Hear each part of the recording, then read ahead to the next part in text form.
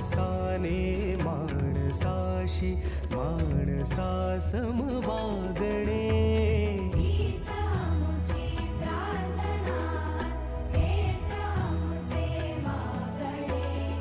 माणसाने माणसाशी माणसा सम वागणे. हीच आमुची प्रार्थना.